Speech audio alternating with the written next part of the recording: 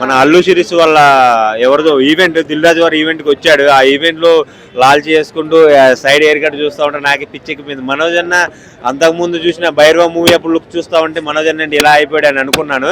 మీరాయి దగ్గర నుండి చూస్తూ ఉంటే సక్సెస్ వచ్చిన తర్వాత అన్న రేంజే మారిపోయింది అనమాట.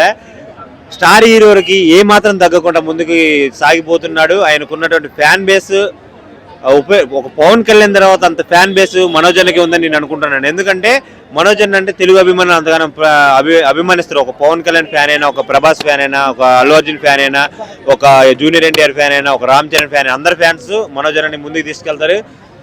ఎవరికి లేని ఫ్యాన్ బేస్ మనోజ్ అన్నకు ఉందని నేను నమ్ముతున్నాను. ఒక ప్రభాస్ ఫ్యాన్ గా నేను చెప్తున్నాను. ఈ మూవీ అయితే బ్లాక్ బస్టర్ హిట్ అవుతుంది. 2027లో మనోజ్ అన్న మాస్ ఆల్రెడీ కంబ్యాక్ ఇచ్చారు. ఇంకా ఓరా మాస్ కంబ్యాక్ ఇస్తారని నేను అనుకుంటున్నాను. ఈ రిపబ్లిక్ డే రోజు ఆ మూవీ పోస్టర్ రిలీజ్ చేయడం ఎంతో ఆనందంగా ఉంది. ఇలాంటి మూవీలు ఇంకెన్నో సక్సెస్ అందుకోవాలని మనస్ఫూర్తిగా కోరుకుంటున్నాను. జై మనోజ్ అన్న.